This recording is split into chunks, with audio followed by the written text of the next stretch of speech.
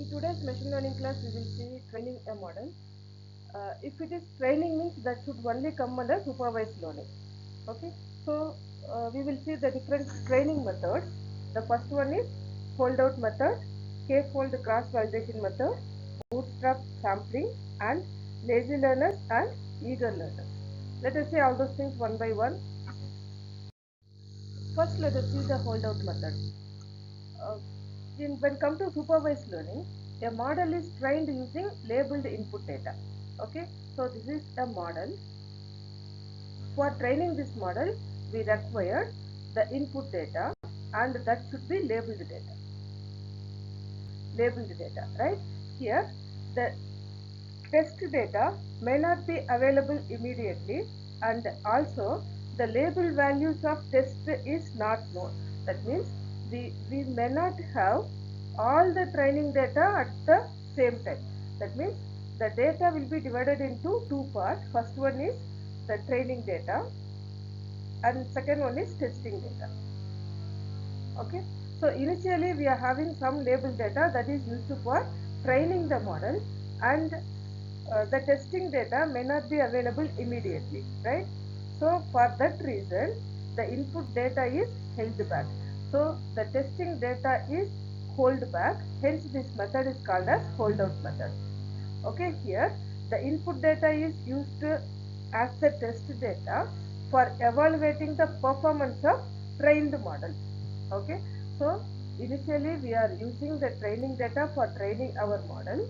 After that, we are using the testing model to evaluate the performance of the model which we been trained. Okay, and the generally 70 to 80% of data, that is labeled data, are used for model training, that is training data, and the remaining 20 to 30% are used as testing data. So the testing data is used for validating the model, right? So here the input data is divided into two parts. First one is training data and second one is testing data. That means the labeled input data will be divided into, that is 70% training data, 30% testing data, and these proportions may be taken based on our requirement, or otherwise randomly we can select. So based on the availability of data. Okay, so which is hold back the part of input data for validating the training model, which is known as holdout method. That means initially we may have 70% or 80% of data, that is labeled data, which the full data is used only for training, and we reserved the balance data which may not be available currently. Hence this is called as holdout data, and this method is called as holdout method.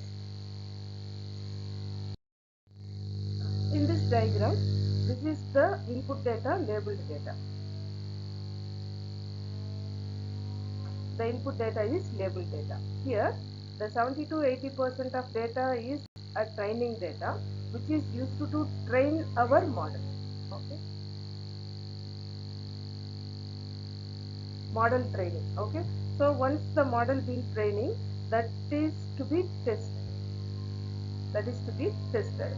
So for testing purpose, the remaining data, remaining 30 to 20% of data, which is used for testing the model. Testing the model.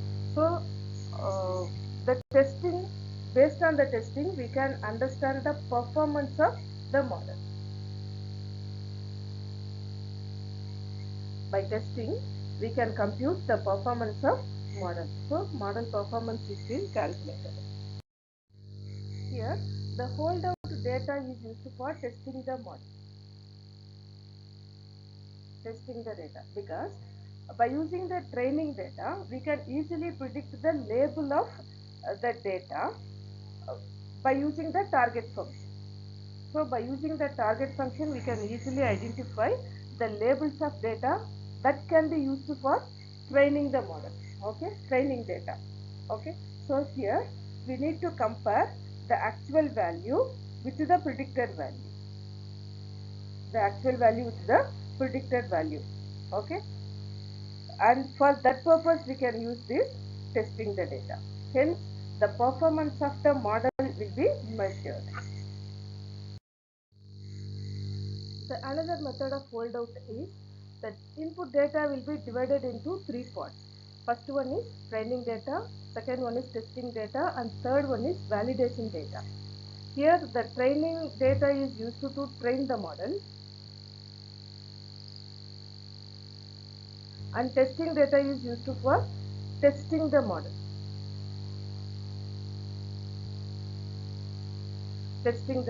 Here the difference between testing data and validation data is the test data is used for only once for testing, but when come to validation data, it is used to measure the model performance by every iteration, that is iteration by iteration. For each iteration the model will be refined, right? So the validation will be used many times, and at the finally the model will be refined very well, right? For that purpose we are using the validation data. If the input data is huge, okay, that is very huge volume of input data, then we can use this random sampling for selecting the testing data. That means the entire huge volume of data is divided into small classes of data. From those small classes, see, that is the whole data is broken into several homogeneous groups. Okay, this is group 1, group 2, group 3, etc., group N. Okay, and we can use this random sampling for selecting data from each group. So from each group we are going to select some data for training as well as some data for testing. Okay, this ensures that the generated random parts have equal proportion for each class. That means we have to give equal priority for selecting the data from each of the group. Then only the sampling will be perfect, isn't it? So this is called as random sampling. And next let us see the k-fold cross-validation method. Before that, there is an issue in random sampling approach in holdout method. So the issue will come if the data set is very small. Okay, that is, if we are having smaller data sets, then it is very difficult to divide the data of training data set and testing data set with equal proportion, right? So a repeated holdout sometimes used to ensure the randomness of the composed data set, and several holdouts are used to measure the model performance, isn't it? So many different test data sets are there in all the classes, and which are used to measure the performance of that model. So at the end, average of all performance is taken. Okay, so the multiple holdouts has been drawn, right? The training and testing data sets, sometimes the validation data also, or contain representative data from all classes and resembles the original input very closely. Okay, so in each class there may be a training data, testing data as well as validation data, and this proportion is common for all the classes. And finally we will take average, and those average performance will be taken for the entire data model. Okay, so this process is repeated. The holdout is based is called as k-fold cross validation technique. Okay, k-fold means how many different groups are there. Okay, so for example, if it is 5-fold, that is 5 groups, then this is called as 5-fold cross validation. Here this is the original input data set. The size is very huge volume of input data set. Now we are going to use the k-fold cross validation. Here the data set is divided into K completely distinct or non-overlapping random partitions which are called as folds. So here the complete input data set will divided into K number of folds.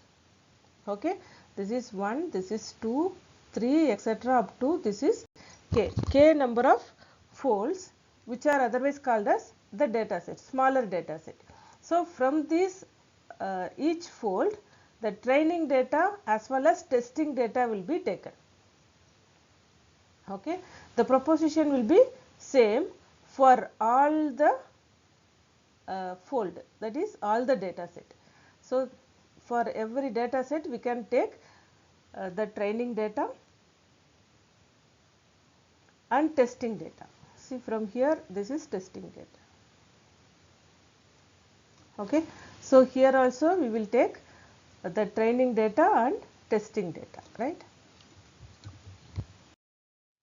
In K-fold cross validation, the K may be set to any number. Okay, if it is 10-fold means this is called as 10-fold cross validation, that is 10 different groups are there.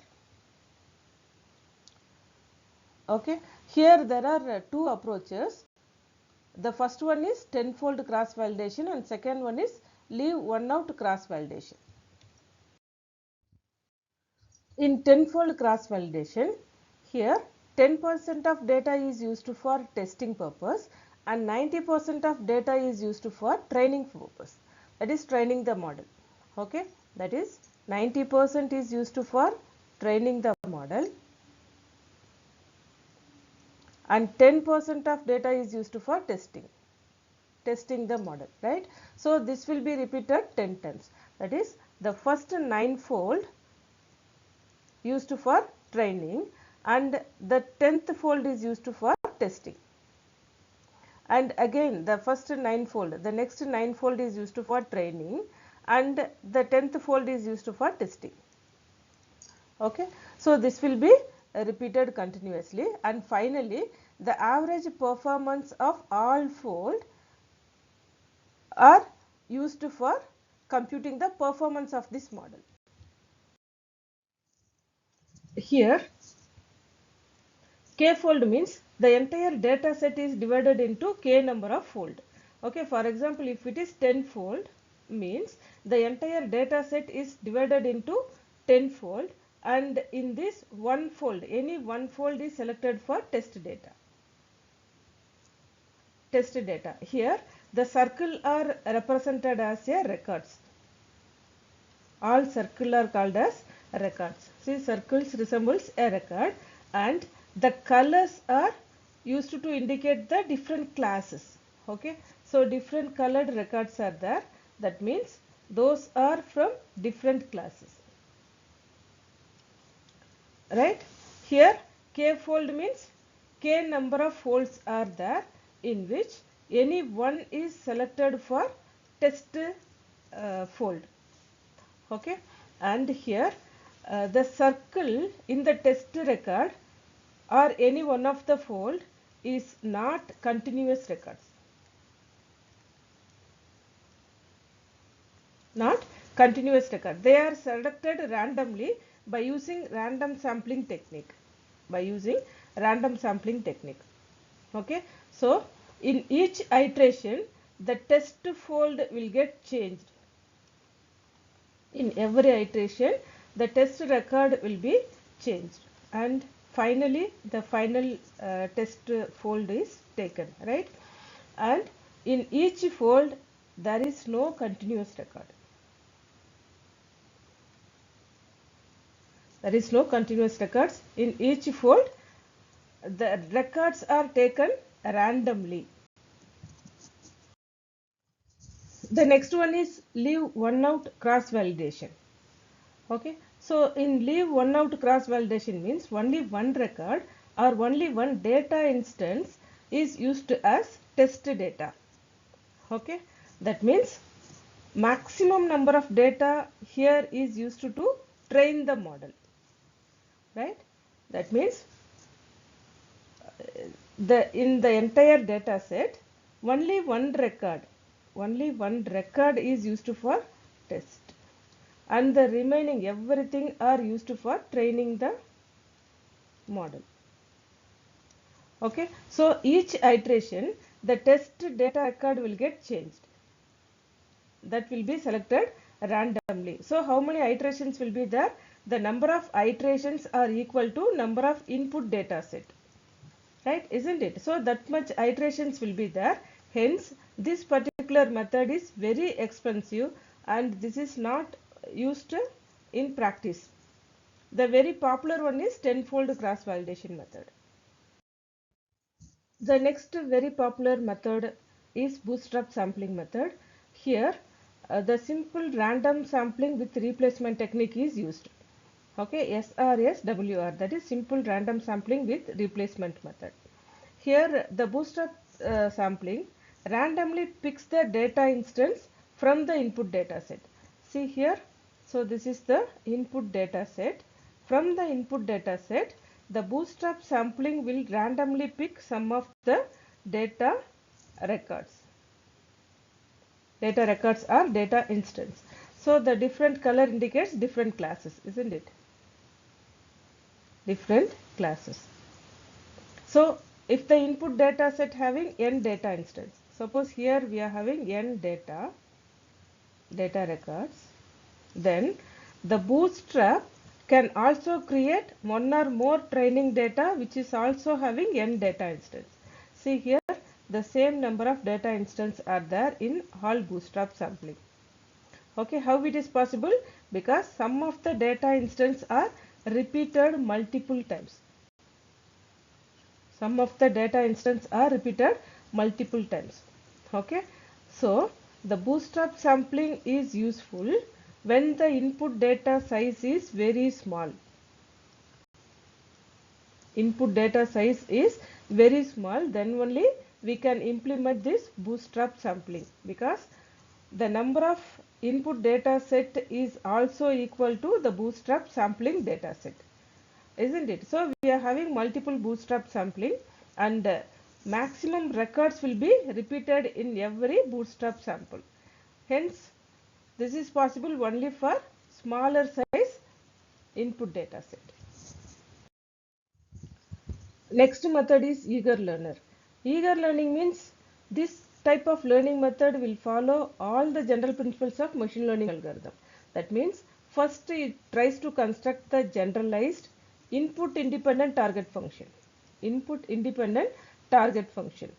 That means first it uses the abstraction, generalization and the training model at the end of training phase. Okay, at the end of training phase we will get the target function.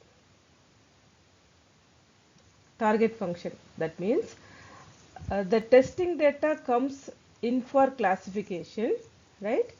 And the eager learner is ready with the model and it does not need needs to refer back to the training data. So this is called as eager learning.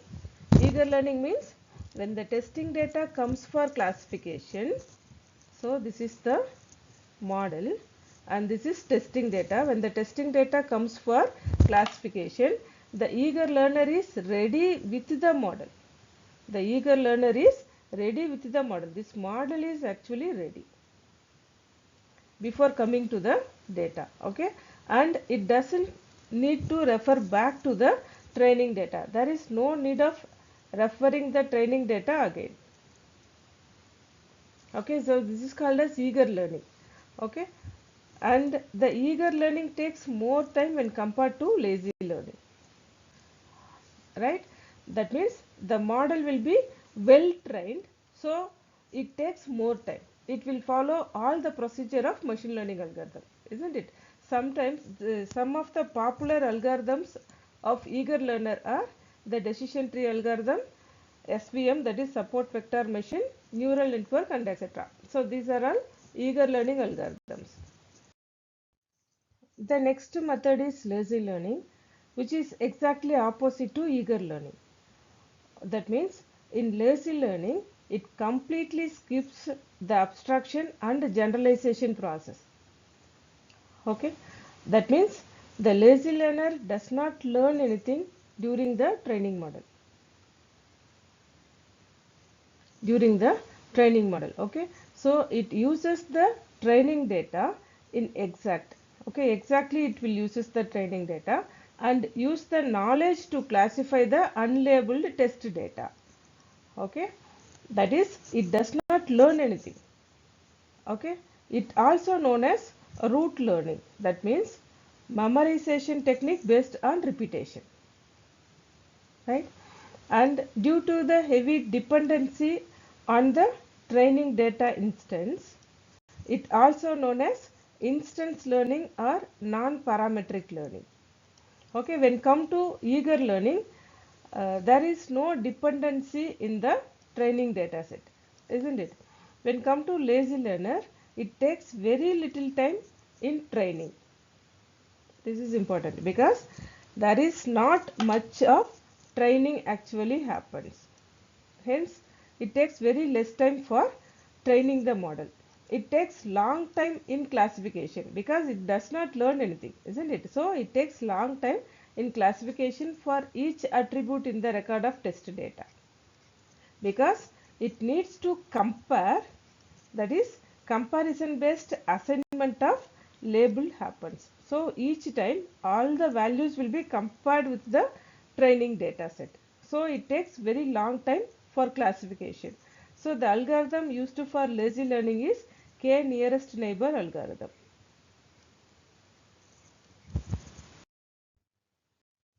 Up to this we have seen training a model for supervised learning from second unit. Okay, here we have seen some different training models. First one is holdout method and k-fold cross validation. After that we have seen n-fold method. And next we have seen the bootstrap method. After that we have seen eager learning method and lazy learning method. Okay, so in the next class we will see another important topic from second unit, and thank you.